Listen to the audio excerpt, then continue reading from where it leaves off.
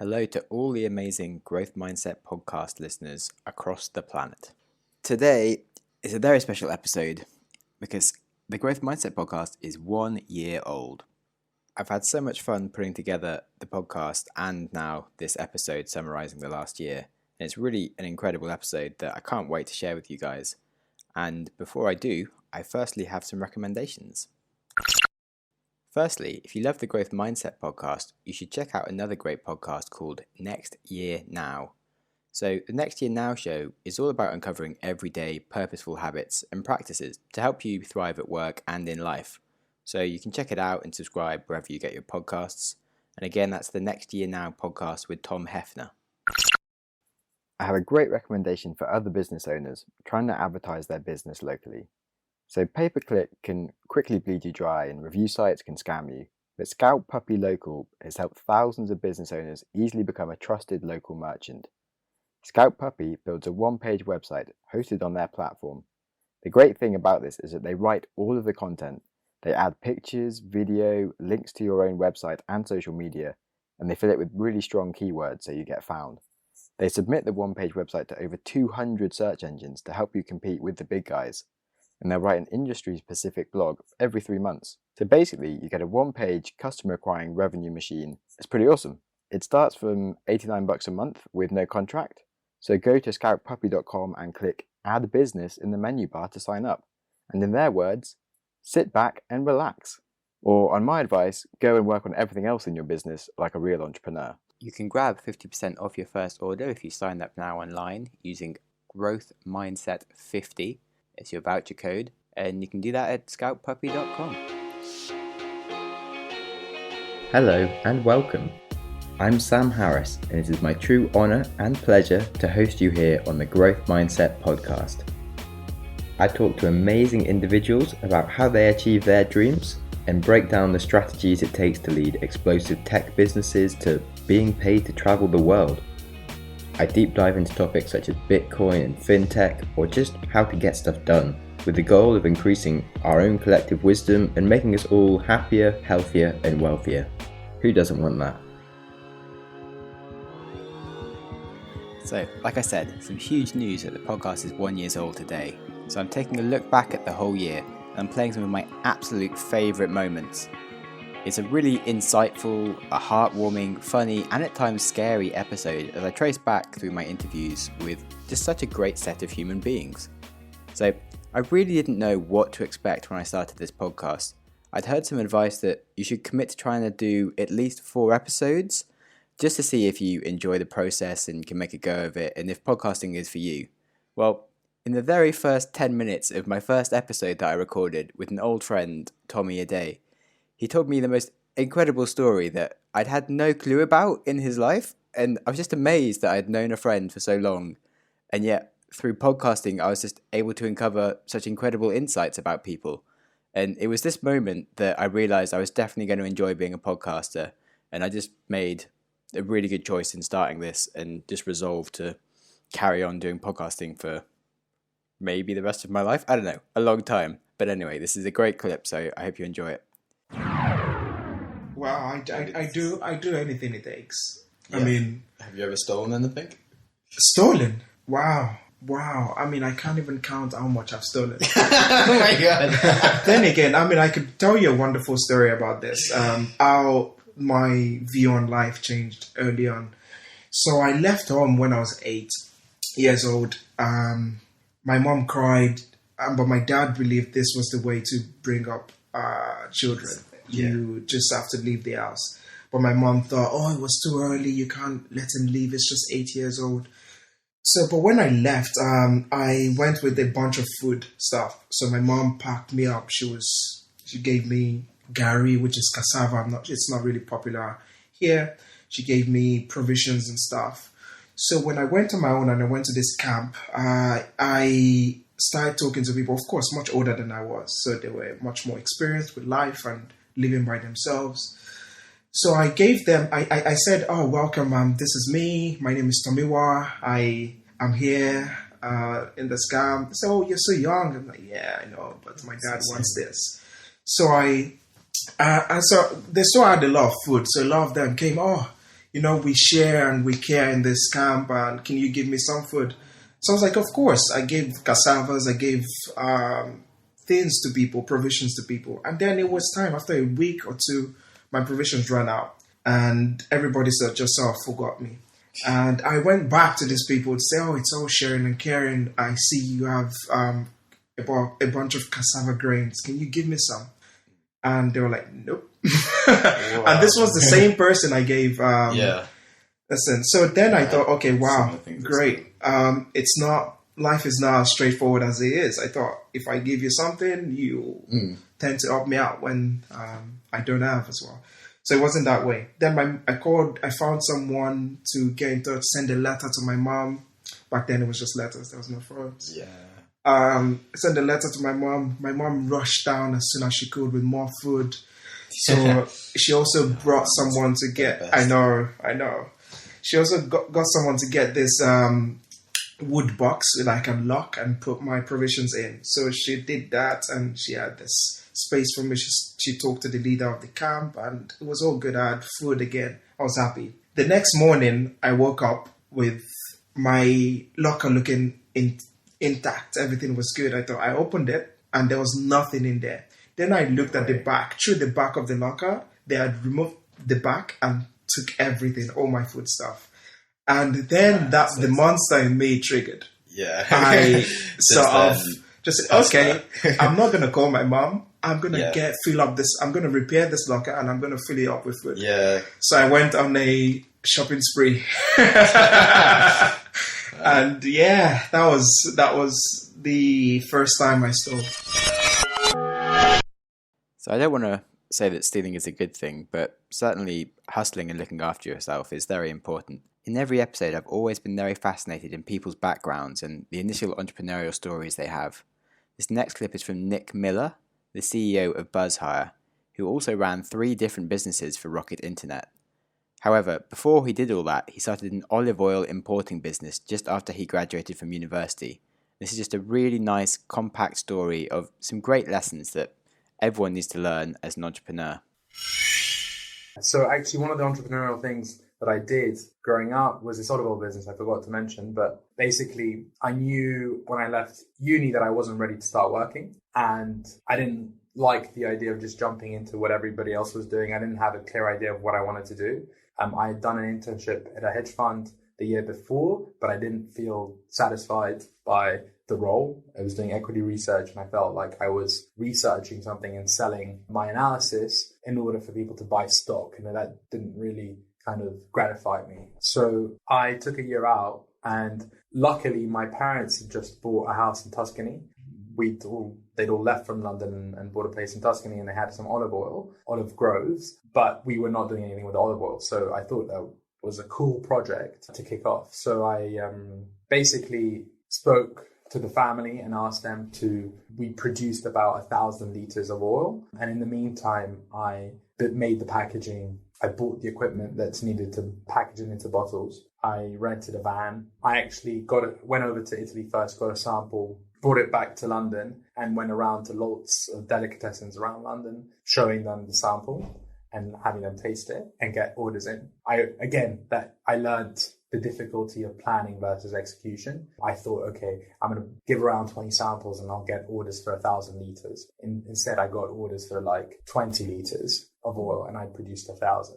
So, but I rented this van, went over to Italy, and spent pretty much a week bottling in a kind of a hut in Tuscany, 2,000 bottles, because each bottle was half a liter. Loaded it up in a van with a mate of mine who just came around for the ride. He also got paid in a few bottles of olive oil. And drove back. I also learned the impact of FX because I was buying the olive oil in euros and obviously selling it in pounds. And over the 6-7 months that I was working on this, the euro had strengthened massively versus the pound, making it so much more expensive to sell. And I also learned consignment. So at the beginning, I was really struggling. I had 20 liters sold in advance, and I was trying to sell 980 liters, and very few people agreed to buy it off me. And so I learned what was consignment. So I would drop off a box of 12 bottles and tell them that I'd be back in a month to see how many were sold. And all of a sudden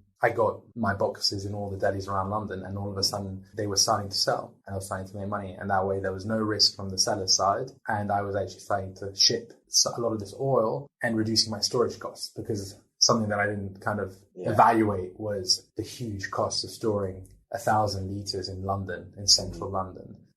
So yeah, it was a really fun experience. And that's actually why I decided to join Procter & Gamble in the end, because I was like, I need to be selling a product. I need to be dealing with something that's much more tangible than a piece of share price or something. So I did that over the period of about 7-8 months, and then went traveling, and then managed to sell pretty much 95% of everything that I took over.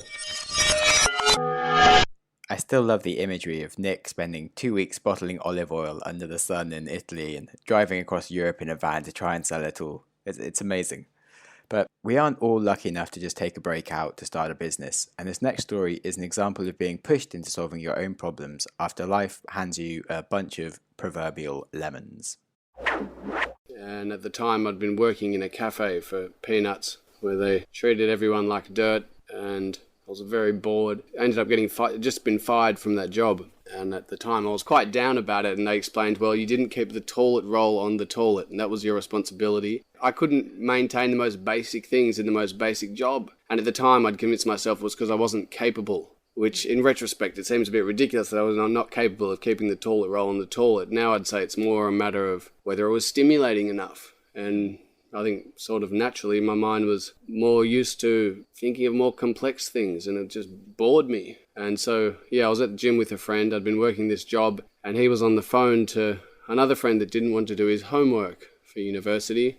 So the friend on the phone had the genius idea, well, Felix has finished his master's and he doesn't have a job. Why doesn't he do your homework? Oh, wonderful idea. So I went over to the other friend's house, had a look at his essay on political philosophy, which looked fascinating. And he had a nap on the couch for a few hours. And by the time he woke up, I'd almost finished. It was so interesting. And the really odd thing was, in contrast to doing your own homework, where you dick around for hours and be on Facebook and procrastinate, when it was someone else's for money, not only did I enjoy it, I did it really efficiently. I was concentrating, sitting up with a straight back the whole time, and then his project was done, and he paid me $300, and he got a high distinction, and it was pretty win-win, and I really enjoyed it. And then I thought, well, we should get more of them. So then I started advertising on the internet, and that was going okay. I was sort of much better than the cafe job, but then I'd got projects in areas that were either too boring or I couldn't do, such as OH&S was too boring, and IT I didn't have a clue. So another friend in IT had the simple solution, of course, freelancer.com. And next minute I was outsourcing all the papers, unless they were particularly interesting and I wanted to write an essay about something. A really great example of hustling, although maybe it wasn't the most ethical long-term solution that he came up with. But I'm pleased to say that Felix has since changed his business, and he now runs chess clubs across Melbourne, teaching and inspiring school kids to aspire to be chess grandmasters. It's a really cool business. This reminds me of another great story from the podcast about chess and the importance of learning and changing what you do with your life.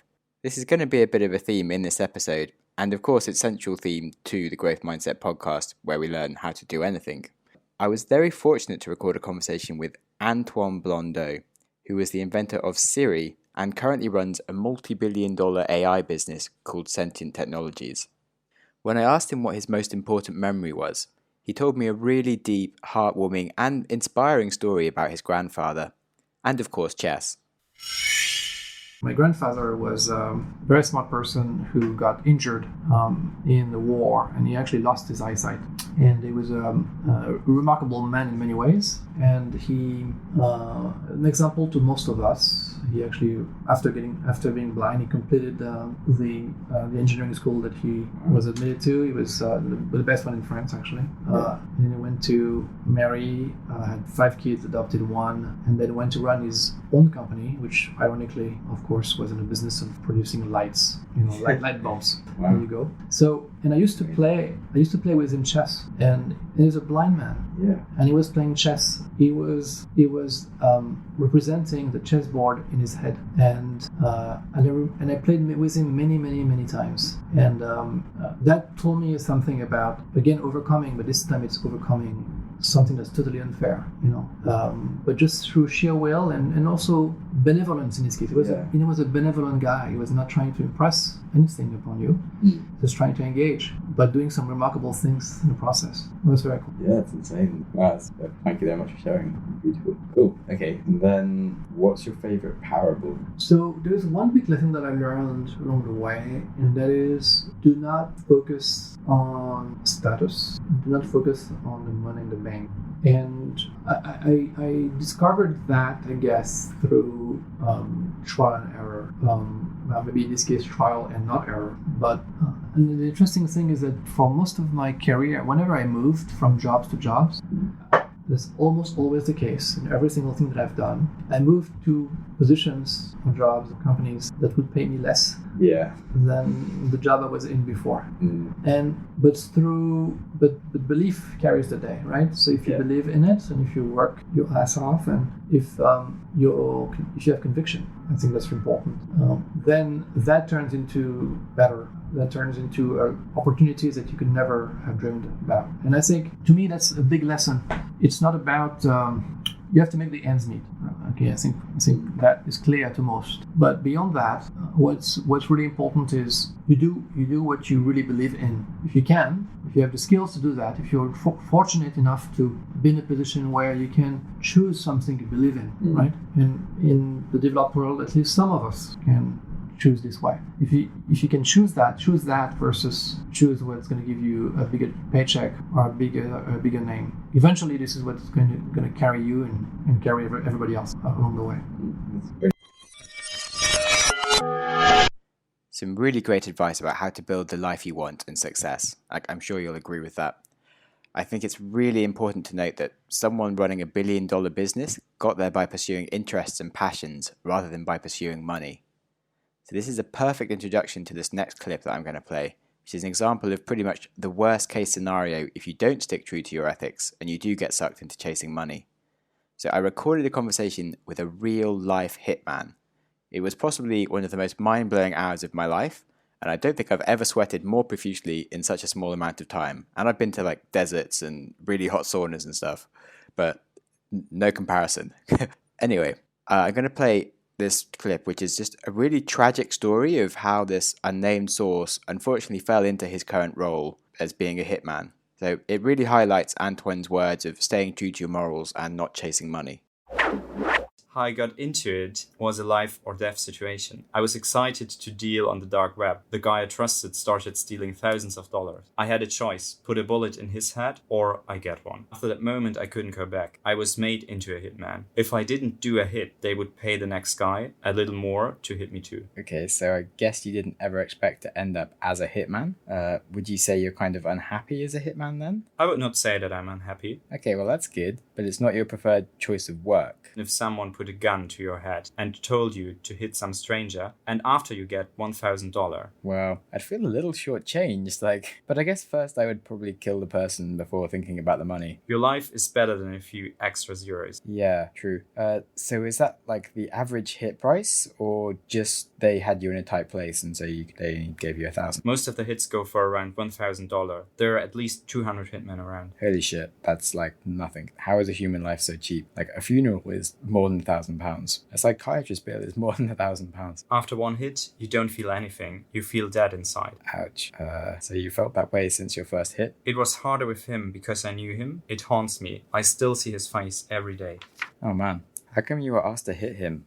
Naturally, I want to know everything about how this happened, but if it's uncomfortable to talk about, don't worry. Also, don't mention anything specific, of course. So he started stealing money from some Indian drug lords. Our job was to transport drugs and get the cash. He started to steal the money. The drug lords found out and beat us up. He confessed, and when he did, one of the 6 other guys gave me a gun, and I was told to put one in between his eyes, or we both die. It was so they could make me scared and listen to them. Wow. That's intense. I hope you don't feel responsible.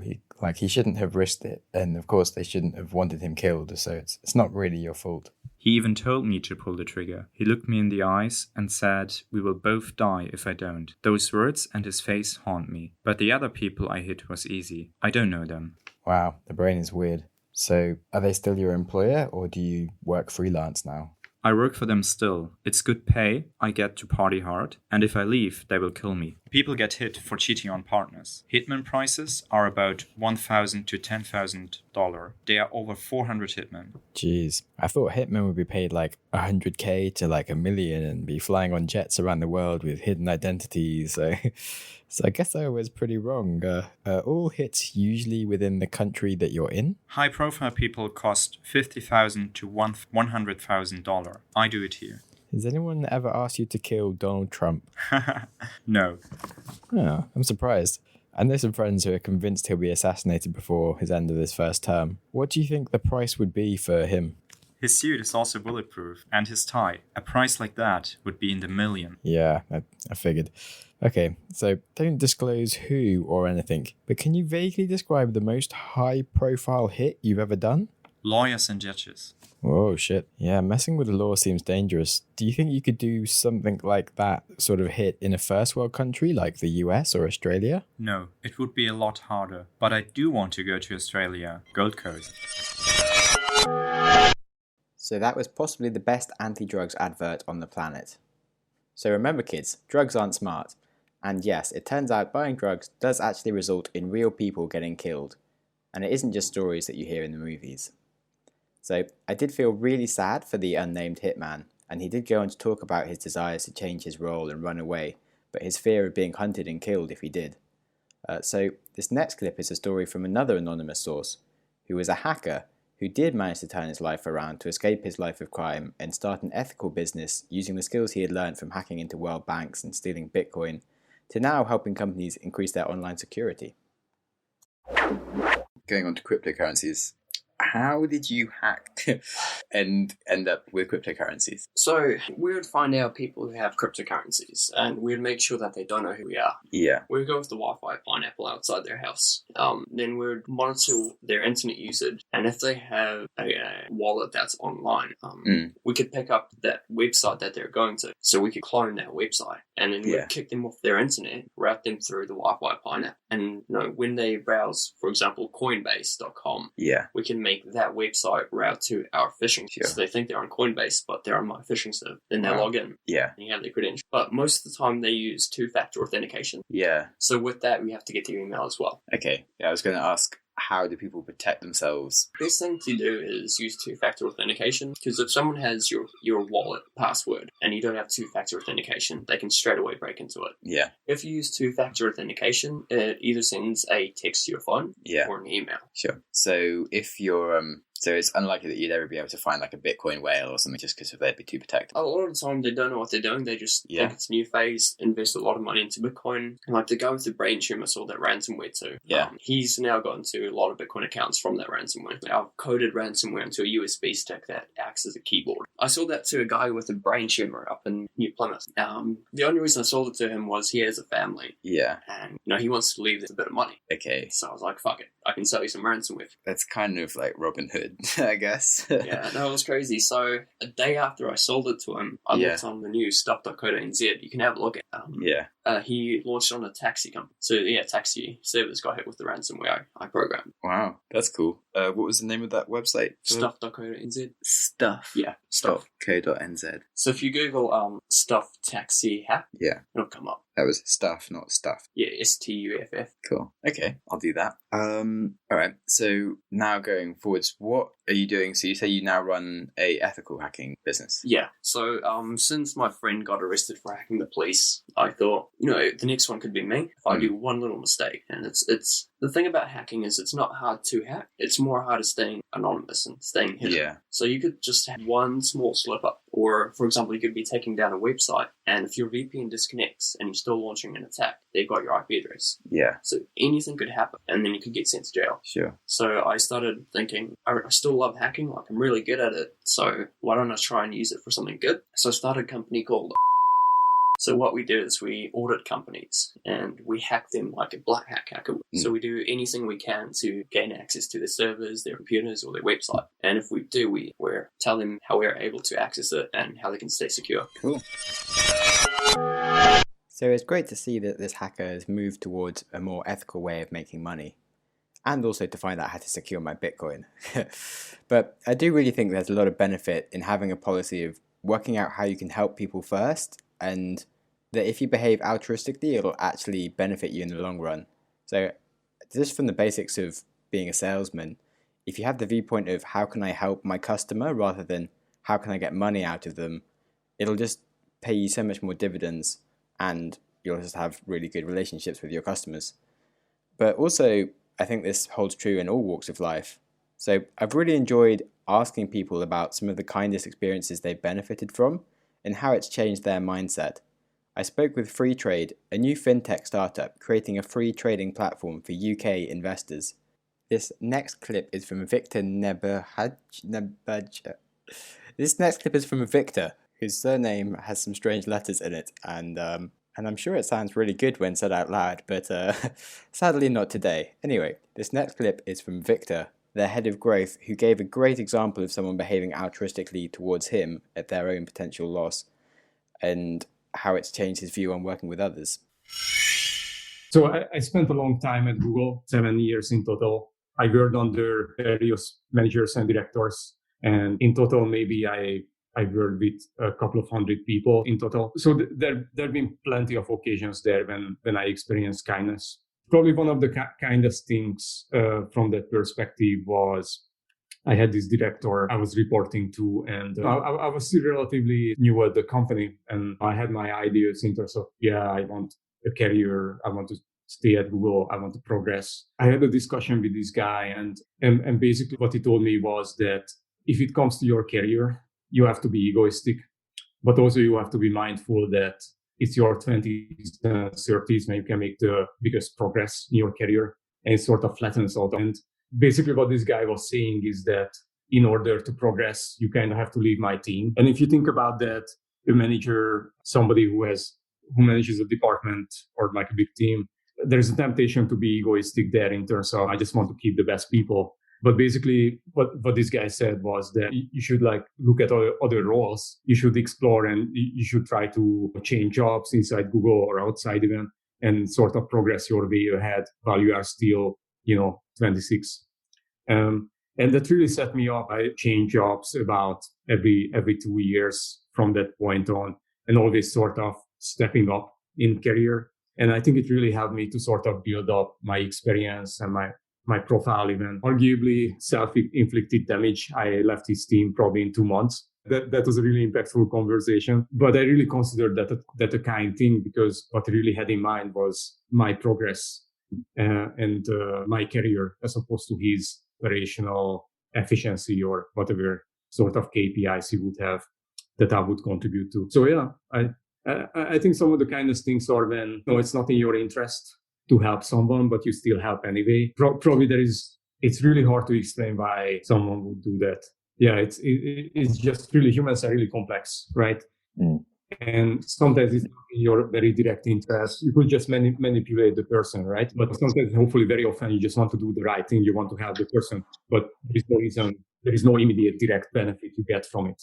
But you just take, I guess, pleasure and satisfaction from seeing the other person succeed with your help or support, paying that forward. So from that point on, whenever I had somebody really, and Google is full of bright people, of course, but whenever I had somebody especially bright on my team, I always encourage them to seek out challenges and opportunities and try to move forward, kind of gather experience, progress inside or outside of the company, whichever made sense. So that was a really kind thing that I did not really understand, only in retrospect, that was an act of kindness. I really believe there is something to be said for transparently having someone else's goals before your own. And this came up a lot across my conversations with various great CEOs about how they treat their staff. Sadly, I can't play all of those clips today, but I can play this brief clip from Dean Hume, the author of Hiring Startup Teams. He summarizes this point nicely. I think one of the best pieces of advice I ever got from a boss was, we're still friends to this day actually, he said, make sure whatever you do, you keep on paying things forward. When someone, so for example, if your boss helps you out and gives you a leg up, make sure you're helping bring someone along the journey with you. Make sure you're always helping them out too. So it's not just like a take. It's a bit of a give in everything in life. And I think, it sounds kind of cheesy, but I think the more you give out, the more things come back to you in life. Cool. Yeah, that's a good piece of advice. And so, who's your hero? My hero. That's a tough question. Yeah. I was thinking long and hard about this, and I think for me it'll probably have to be my dad. He when I was a youngster, he passed away when I was about 15. But he was a cool guy. He in some sort of weird way, I always remember. You always remember the good stuff, and I always remember the good things he did. And I remember, I had his own business, and he, liked to look after people, and I kind of try and bring a bit of those traits along with me. Who knows? Some sterling advice, and also amazingly poignant, because at the time of the interview, Dean was the CTO of Settled, a property tech startup in London. But now, I am very, very pleased to announce that he has taken some time out from work due to becoming a dad. Dean is such a great guy, and I've no doubt he's going to be an awesome dad, just like his own father. This leads into a funny story from my guest Ben Marshall, a vegan bodybuilder, model and videographer. He had a much less fortunate childhood experience, with his own mother coming to save him. One of the earliest memories I've got is I was probably about 3 years old, and I was playing outside. I fell over and I cracked my teeth, and I knocked out my front tooth. And I think the reason it sticks with me is because it stayed with me to this day. So I knocked my front tooth, and I was really upset, and I grabbed it and I ran inside. My mum, being the fantastic woman she was, didn't take me to hospital or anything. She just sat me down and shoved it back in. What? Yeah. But the root, obviously, the gum healed. Yeah. But the root was ripped out. So I had this black front tooth. Wow. And then my other front tooth came through next to it, pushing, so I had like 3 front teeth. So when I was younger, it was the most awful look ever. And then I had really bad milk teeth as well. I had to get dentists every week to get them removed. But then when my adult teeth came through, I never had a brace or anything. They just lined up perfectly. Yeah, it was really good. But because of what happened, I was so anal about it. I would brush my teeth religiously 8 times a day, like all through high school. 8 times, like at least. Like as soon as I woke up, after breakfast, after lunch. I think that's unhealthy. I would brush them till they bled. I would brush my teeth so much. Brush them wow. All through high school, I had a toothbrush in my bag. That's really bad for you. It really is. I think this is an amazing demonstration of the way experiences can have such a profound effect on us. And also, it's just amazing that his mother literally shoved his dead tooth back into his mouth. So, like Ben says, she is really a hero. But on the subject of heroes, I think we can all be heroes with much smaller commitments than full-time parenthood. This clip on the kindest thing done for him is from Rob Price, a teacher and author. He recollects one of his darkest moments and how someone saved him with a simple act of kindness. It's the day I became homeless. My boss gave me a place to sleep. That was extraordinary. I was in a very bad situation, and I had to get out of the place where I was living. And I told my boss, and she told me to go upstairs at the place I was working, which was a children's centre, and there was a little room upstairs with a small kitchen and a sofa that the staff used for breaks. And she said, you should go out there and you should sleep here as long as you want, which at that time, for various reasons, I wouldn't have had anywhere else to go. And I remember very, very, very vividly being upstairs in this little break room and making beans on toast and being incredibly happy. Yeah. Because first of all, I was free of this god-awful situation I'd been in domestically. And second of all, because this was a moment that was like authentically mine and that had been given to me without any expectation of return or reward or anything. Someone had just given this sofa and this pot of beans in this kitchen to me and just said, yeah, just stay as long as you want. I ended up staying one night was all I needed. Sometimes you just need... Yeah, you need time to just work out your situation. And I didn't even need time. I just needed to be welcome somewhere. Yeah. Which I was. Yeah. Thanks. Cool. Thanks, Rosie. Yeah, have you told her that ever? Oh, she knows. She knows. She's very wise. We understand each other great. We talk on Facebook now. Yeah? Yeah, of course. Yeah, like all people. Like everyone does. It's amazing how sometimes even the simple act of just giving something without expectation of anything back can so massively change someone's situation. After my experiences travelling, I can really relate to Rob's feeling when you just need to have a moment that is yours and yours alone, where you don't need to worry about owing anyone something for the privilege, and you can just feel settled for a second to just actually work out what the hell you need to do with your life. This next guest, Bob Asim, helped me out when I was feeling this way, and he opened up his entire home to me in Malaysia whilst I was travelling, after I had only met him once before. He even let me drive his car, which seemed like almost a step too far in terms of kindness, and it was a real demonstration of how I want to behave as a human being. So I learned a lot from my time with Bob, and I was really privileged to record a podcast with him before I left. He gave me so much good advice in that episode that has really helped me since.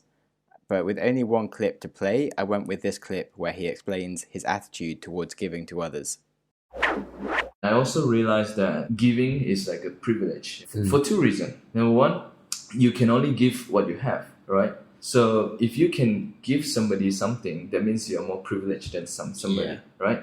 And that could mean even a smile. Like sometimes you see some people like they have a bad day. They can't even smile, but you can smile, and you give him a smile, and it make his day, and then that's why you're more privileged than him, right? And the second thing is, the second reason why it is a privilege is you can only give when the other party is willing to receive. The world has become so, so crazy that whenever someone is nice to you, you think that, okay, maybe this guy I want something else. An agenda. So, but if someone just, okay, thank you, it's a privilege because they allowed you to give. That's my thinking. Cool, yeah, that's a really nice outlook on it. And it makes you feel so much more grateful in life because you realize that you actually have a lot to give. You are in a better position than a lot of people because you're able to give. Even a smile is a gift, because you're happy. That's really cool. Yeah. Yeah, that's such a good point, isn't it? Just going around like your normal life just definitely makes you happier just choosing to be happy in the moment, if you get me. As in, when something comes your way that could make you unhappy and you go, I'm not going to let this make me be unhappy. Yeah. You feel extra happy just because you decided that. Like, I remember when I was sort of 17 or 18, like I got a parking ticket this one day and it pissed me off, and like I felt like I'd been done wrong because I parked there for like 5 minutes and it's super annoying. And like I lost like 100 quid or whatever, and it wasn't like the end of the world, but it ruined the rest of my day. Mm-hmm. And the next day, my friend was like, oh, you can park here, because he lived in the city and I didn't know it. And I was like, okay, cool. And so we went for lunch, came back, and I had another parking ticket. And I was like, oh, fucking hell. So it was mostly his fault, but then I was like, okay, well, I should have listened to him. It's my car. And just because I had such a bad day yesterday, I just couldn't be asked with having another bad day. And I just chose, you know what? I just don't care about this. This is fine. I'm going to have a good day the rest of the day. I'm not going to be able to see my friend otherwise. But I then had like a much better day just because I'd chosen to not be pissed off. I was like extra happy than I felt like even more sort of like in the moment and like happy that I wasn't unhappy the whole time. I think that is a good point. Like for me, shit's always happened. Yeah. And when it happens, I just said, okay, I learned it. The next time I won't do this again. And in fact, I will tell myself, I'm so happy that I learned the new things today. And it's not going to repeat. So then you just move on with your life. And you, like what you say, you'll be happier. Yeah. If you ever watched Kung Fu Panda, there's like the phrase that his master teaches him, like, yesterday is history. Yeah. Tomorrow is a mystery. Today is a gift. That's why we call it the present. Yeah. You ruined the punchline there. Sorry. It's a good quote though. And it just means like to value what you have right now and don't worry so much. Yeah. Then I'm gonna share you a quote. Dalai Lama, when asked what surprised him the most about humanity, he answered, man, because he sacrifices his health in order to make money, then he sacrifices his money to recuperate his health, and then he is so anxious about the future that he does not enjoy the present, the result being that he does not live in the present or the future. He lives as if he's never going to die, and then dies having never really lived. Oh, wow. That's very powerful. Like, he's a wise guy. Super wise. Such a good quote. Both the Dalai Lama and Bob are true legends in my mind. And with that closing note, I can't think of a better way to end the episode. It's been an amazing year putting together these podcasts for you all, and trying to select the best bits was a monumental but also a hugely entertaining experience. There's been so many great interviews and moments that I wanted to put into this episode, from my time in North Korea to learning about crazy tech innovations that are going to change the world around us. But if there's one thing that I learnt this year, it's that keeping things shorter and focused is really important. And I think this episode really summed up a story that I wanted to tell you guys, and hopefully it's had an effect on the way that you do things. So I'm now going to take some time to reflect and really define a direction and goals for the podcast going forwards. And you can be sure the content is only going to get better. On the theme of kindness, if you enjoyed this episode, please do give me a sweet-ass rating on iTunes or your preferred player. And share this episode with a friend or all of your friends. And I'd really, really love to talk to you if you have any ideas of what you like or dislike about the podcast and what you think I should be focusing on for year 2. And on that note, I would just love to thank everyone that's been on the show, everyone that ever listened to the show, and I just hope you all keep learning and keep growing. If someone as incapable of speaking as I was a year ago can start a podcast, then I'm sure that you can do absolutely anything. You've listened to an episode of the Growth Mindset podcast. If you enjoyed the show, please subscribe on your preferred app and give me a good rating. If you are unable to give good feedback right now, try sharing the show with a friend who will, or just wait for the show to improve. If you have any ideas for the show or you just want to reach out, I'd love to talk to you. On Twitter, I am at Sam Harris Tweets, or Instagram, SamJamSnaps. Show notes, along with links to everything that we discuss, are available at growthmindsetpodcast.com, along with information on how to get involved and blog posts on cool things that you should be aware of. Thanks so much for listening, and I hope you enjoy your next podcast.